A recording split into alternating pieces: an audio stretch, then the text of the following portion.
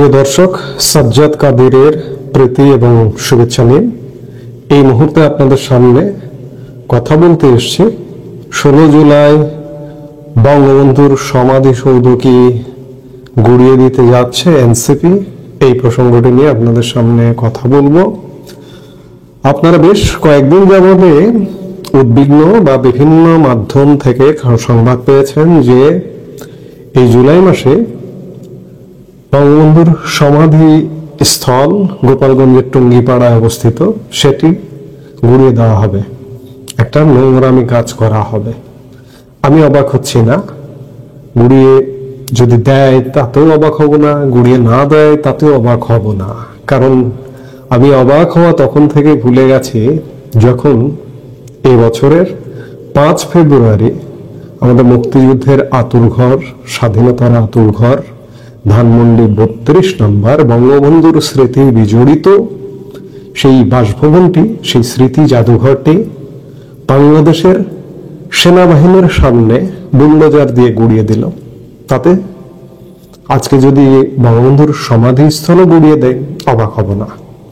ইতিমধ্যে একটা গোয়েন্দা রিপোর্টও সামাজিক মাধ্যমে, সোশ্যাল মিডিয়ায় ঘুরে বেড়াচ্ছে যে সৌদি আরবে বসে বাংলাদেশের জঙ্গি সংগঠন, যে জঙ্গি সংগঠনগুলোর নেতারা জেলে ছিল 5 আগস্ট পূর্ববর্তী সময়ে, তারা মুক্তি পেয়েছে, বিভিন্ন জঙ্গি সংগঠন, তারা সৌদি আরবে বসে পরিকল্পনা করেছে যে বঙ্গবন্ধুর সমাধি স্থল গুড়িয়ে দেবে, এবং সেটি এনসিপির ব্যানারে।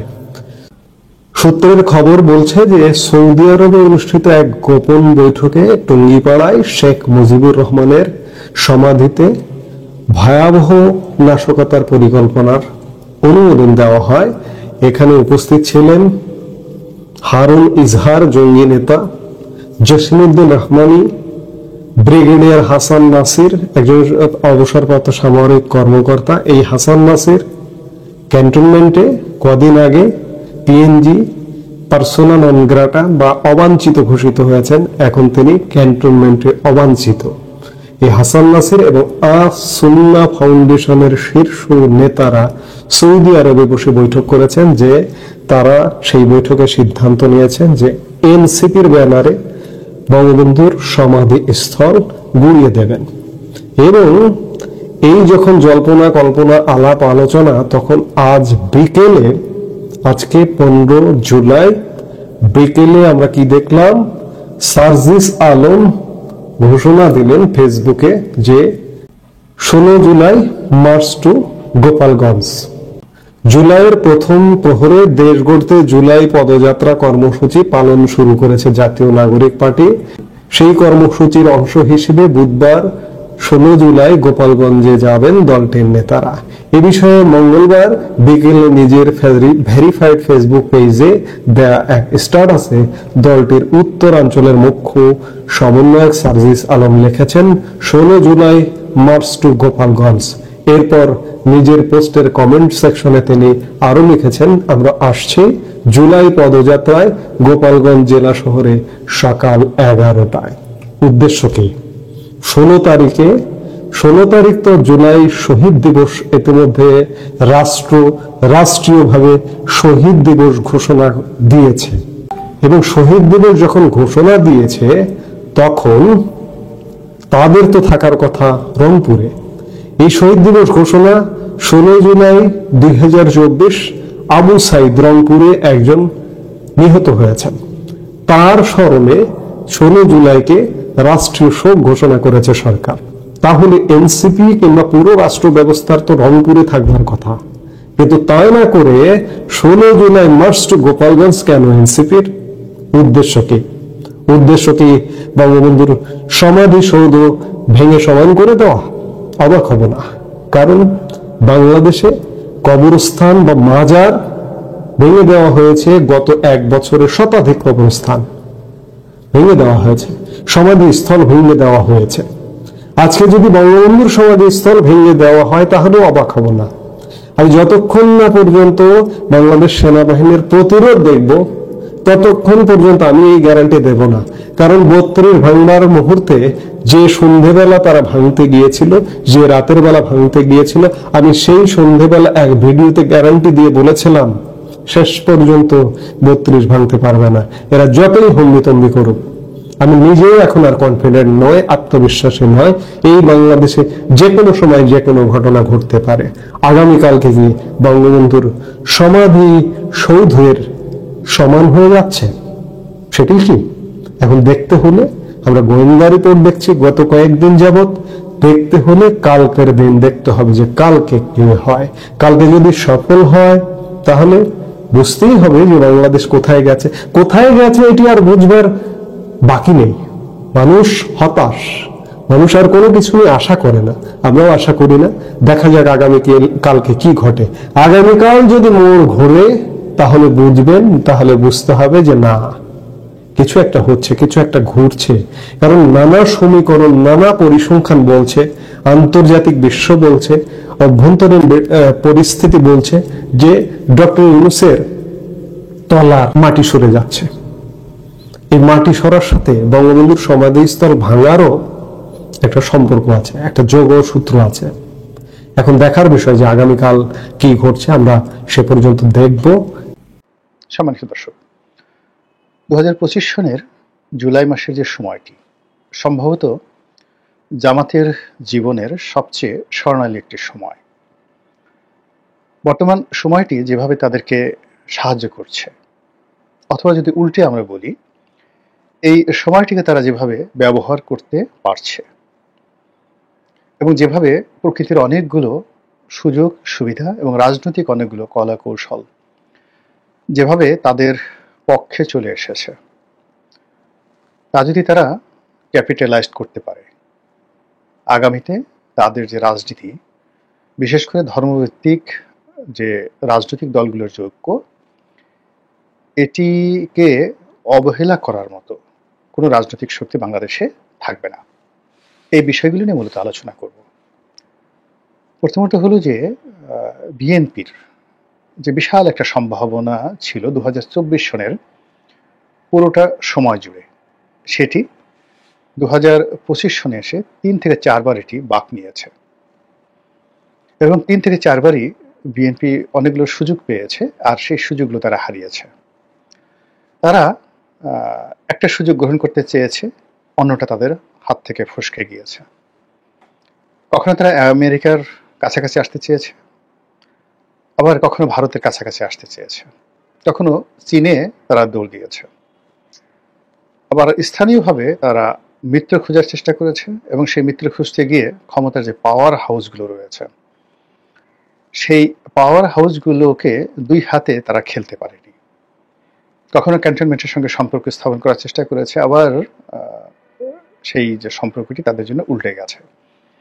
কখনো ডক্টর মোহাম্মদ ইউনূসের সঙ্গে তারা দূরত্ব সৃষ্টি করেছে, কখনো কাছাকাছি যাওয়ার চেষ্টা করেছে, কখনো বিশ্বাস করার চেষ্টা করেছে এবং কখনো কখনো তারা সেটা পারেনি। এর ফলে বিএনপির জন্য আগামীর যে রাজনীতি ক্রমশ জটিল থেকে জটিলতর হয়ে যাচ্ছে। দ্বিতীয়ত, এখানে যদি বিএনপির একেবারে ক্লিন ইমেজ ধরেন, সেটা বেগম খালেদা জিয়ার। তো বেগম খালেদা জিয়ার বয়সের কারণে, অসুস্থতার কারণে মূলত তাকে একটা মনুমেন্ট হিসেবে বা একটা যাকে বলা হয় অলংকার হিসেবে বিএনপির গলায় বা বিএনপির মাথায় সেটা বসিয়ে রাখা যেতে পারে। কিন্তু বিএনপির নেতৃত্বের যে জায়গাটি, সেটি তারেক রহমানের হাতে। এখন তারেক রহমানের নেতৃত্বটিকে যেভাবে তিনি গত 16-17 বছর ধরে প্রতিকূল অবস্থায় টিকে রেখেছিলেন, অনুকূল অবস্থাতে সেটা তার জন্য বুমেরাং হয়ে গেছে। আর এই সুযোগটি বিএনপি বিরোধী যারা শক্তি, আমি জামাতের কথা বলছি না, তারা এমনভাবে কাজে লাগিয়েছেন যে এখন পুরো সংগঠনের দায়, বিএনপির দায় এবং ব্যর্থতা, এটা তারেক রহমানের ঘাড়ে চাপিয়ে তার ইমেজ ক্ষুণ্ণ করার জন্য যা কিছু হচ্ছে এই সমাজে, এই জায়গা থেকে বের হওয়া, ইমেজ প্রতিষ্ঠিত করা এবং যে অসম্মানের জায়গাগুলো তার জন্য তৈরি করা হয়েছে, সেই জায়গাতে সম্মান প্রতিষ্ঠিত করা, এটি আসলে সত্যিকার অর্থেই একজন শীর্ষ রাজনীতিবিদদের জন্য যাকে বলা হয় দুরূহ বিষয়। আপনি ধরুন উবায়দুল কাদের সাহেব, এখন উবায়দুল কাদের সাহেবের নাম হয়ে গেল কাউয়া কাদের। তো যখন উবায়দুল কাদেরের নাম কাউয়া কাদের হয়ে গেল, সেই দিন কিন্তু উবায়দুল কাদের ক্যারিয়ার শেষ। একইভাবে যদি বিএনপির মির্জা ফখরুল সাহেবের নামের সঙ্গে এরকম কোনো নাম, যেমন শালিক যুক্ত হলো, যেমন শালিক ফখরুল, তাহলে তার রাজনীতির শেষ।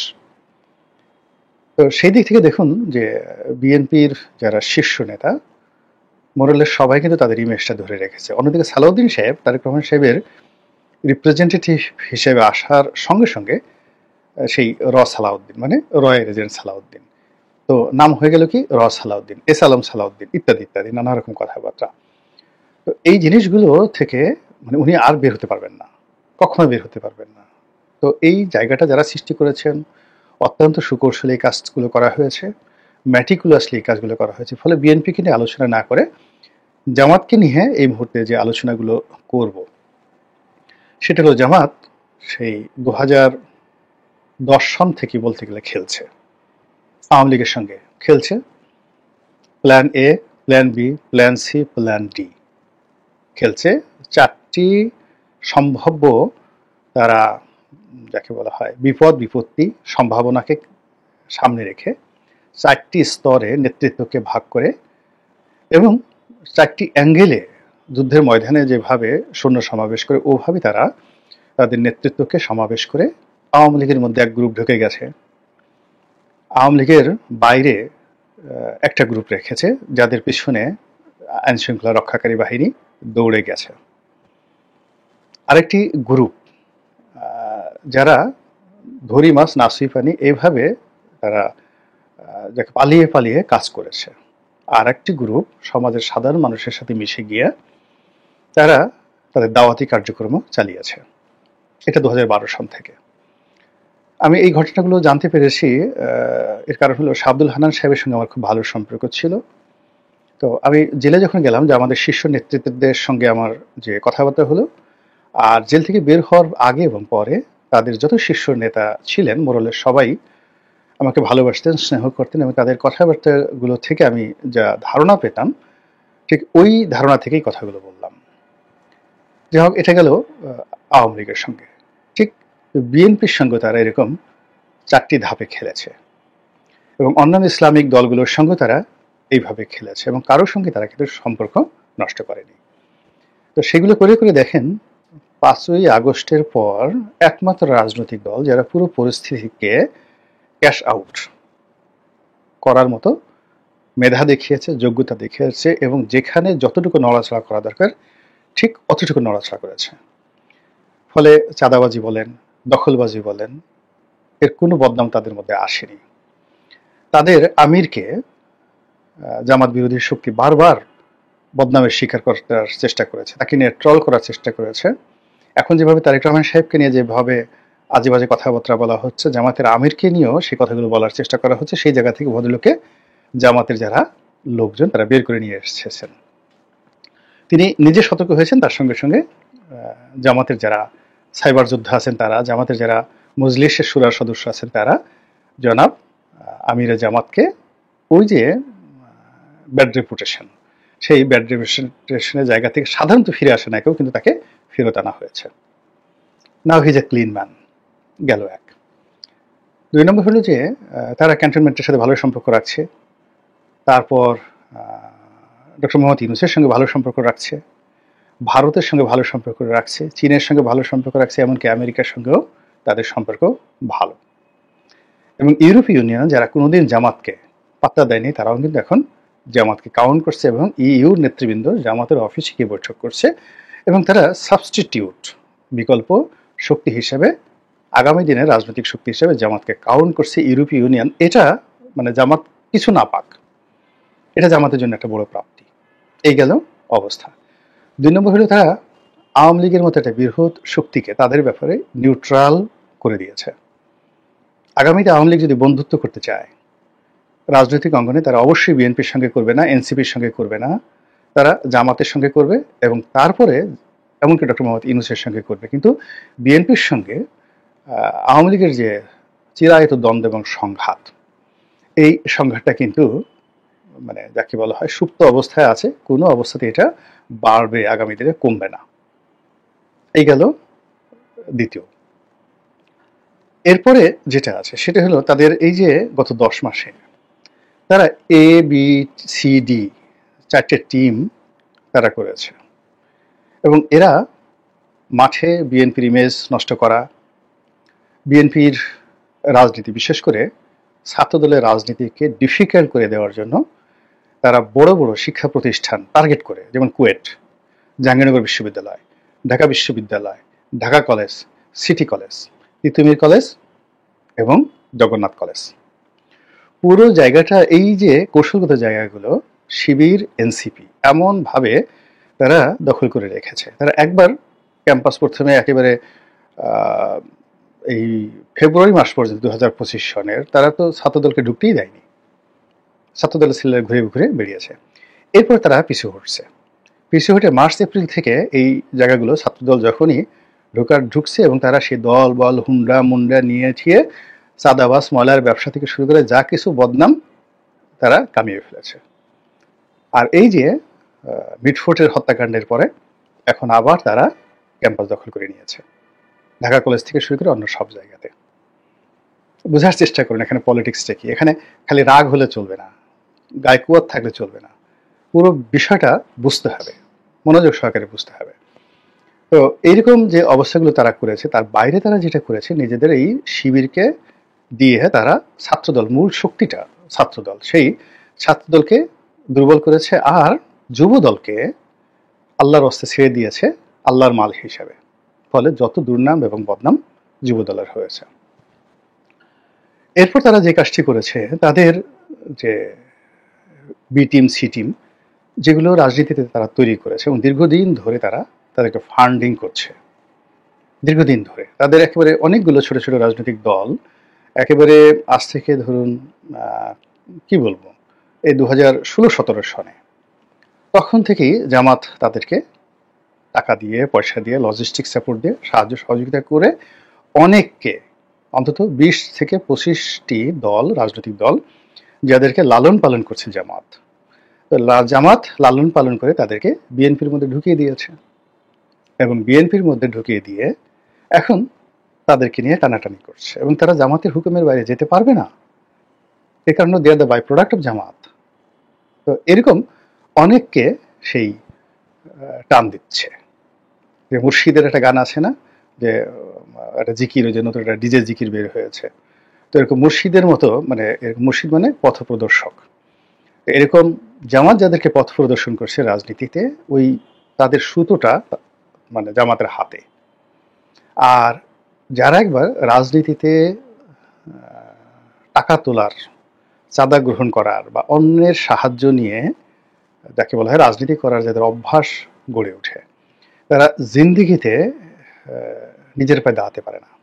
এদের মৃত্যু পর্যন্ত এইভাবে চলতে হয় পরগাছা হিসাবে। এটা সেই যে বঙ্গবন্ধুর জমানা থেকে শুরু করে আজ পর্যন্ত সবার মধ্যেই একই অবস্থা। আপনি যদি একবার পরগাছা হয়ে যান, মানে আপনার যদি ফাইন্যান্সিয়াল স্ট্রেংথ না থাকে, তারপরে নিজস্ব বিষয়ে সিদ্ধান্ত নেওয়ার ক্ষমতা না থাকে, এবং নিজের যদি ব্যাকবোন বা মেরুদণ্ড না থাকে, তাহলে রাজনীতিতে আপনি কখনো দাঁড়াতে পারবেন না। তো এভাবে ধরেন বিএনপি অনেকগুলো দল যখন বিএনপি ভালো অবস্থাতে ছিল, তারা তৈরি করেছে মূলত আওয়ামী লীগকে দুর্বল করার জন্য। শেখ পরিবারের কাউকে আনা হয়েছে, এটা এরশাদ সাহেব করেছেন, মূলত আওয়ামী লীগের দুর্বল করার জন্য। নসের শেখ পরিবারের যে লোকের মন্ত্রী বানানো হয়েছে ওটা দরকার ছিল না, ছাত্রলীগ থেকে একজনকে টেনে আনা হয়েছে, এরশাদ সাহেব এনেছেন, ছাত্র দল থেকে এনে একেবারে সরাসরি মন্ত্রী বানিয়ে দিয়েছেন। এগুলো মূলত দলকে মানে দুর্বল করার জন্য।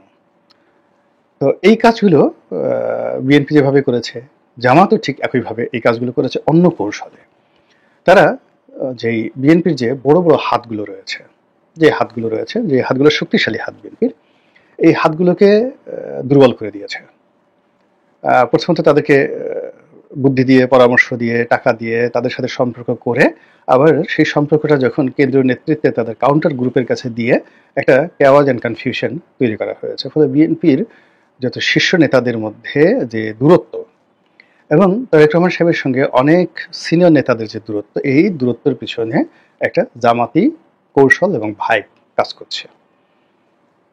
এগুলো এক। দুই নম্বর হলো যে ছোট ছোট যে রাজনৈতিক দলগুলো তারা তো আগে থেকেই বললাম যে ফান্ডিং করে তারা জামাতের এজেন্ট রূপে তারা বিএনপির সাথে থেকেছে, আর তাদেরকে নিয়ে জামাত দু একজনকে ছড়িয়ে নিয়ে এনেছে, আগামীতে আরও অনেককে ছাড়িয়ে আনার জন্য তারা রেডি হয়ে আছে।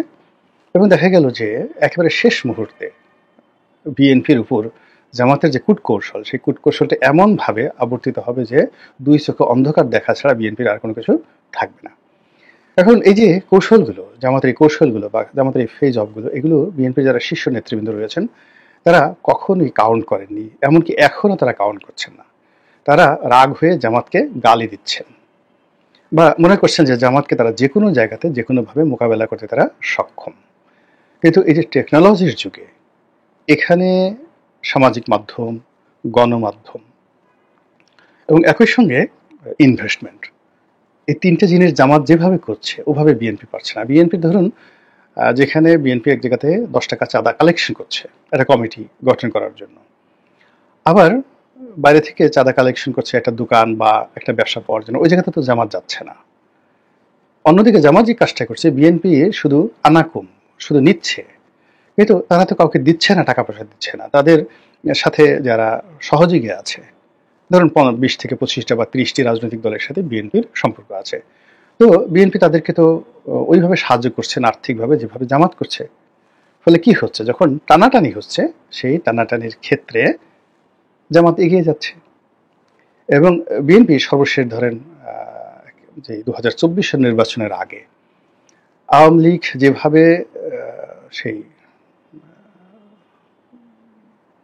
যাকে বলা হয় মেজর জেনারেল যে সৈয়দ মোহাম্মদ ইব্রাহিম, তারপর আমাদের বরিশালের ব্যারিস্টার শাহজাহান ওমর, তাদেরকে যেভাবে টান দিয়েছিল আওয়ামী লীগ, যদি আওয়ামী লীগ টার্গেট করে ওই একইভাবে আরো 20-25 জনকে টান দিত, বিএনপির মানে কারা কারা আওয়ামী লীগের পক্ষে নির্বাচন করার জন্য 10 পায়ে দাঁড়ানো ছিল, তারেক রহমান সাহেবের উচিত ছিল এই বিষয়গুলো নিয়ে শাহজাহান ওমর সাহেবের সাথে কথা বলা, অন্তত তথ্যের জন্য। কিন্তু এই জিনিসগুলো যদি উনি জানতেন বা ওনার কাছে এই তথ্যগুলো থাকতো, তাহলে তিনি ভালো করতে পারতেন। অথবা উনি যদি জামাতের কোনো একটা লোকের সাথে ওনার ভালো বন্ধুত্ব থাকতো, এবং বন্ধুত্ব থাকার পরে ওনার দলের লোকজনের কার কার সাথে জামাতে কি সম্পর্ক আছে, এরকম কিছু গুপ্ত খবর যদি তিনি জানতেন, তাহলে তার জন্য দল পরিচালনা করাটা যত সহজ হতো, যেটা এখন তিনি আর পারছেন না। একে তো তিনি দূরে আছেন, 2 নম্বর হলো প্রতিদিনই বাংলাদেশের মাটি, প্রকৃতি এবং পরিবেশ বিএনপির জন্য রীতিমতো নেতিবাচক হয়ে যাচ্ছে। আর এই সুযোগটি জামাত যেভাবে কাজে লাগাচ্ছে, এটা যদি অব্যাহত থাকে, জামাতের যে মাকাম কোন জায়গায় গিয়ে ঠেকে একমাত্র আল্লাহই বলতে পারবেন। আসসালামু আলাইকুম ওয়া রাহমাতুল্লাহি ওয়া বারাকাতুহু।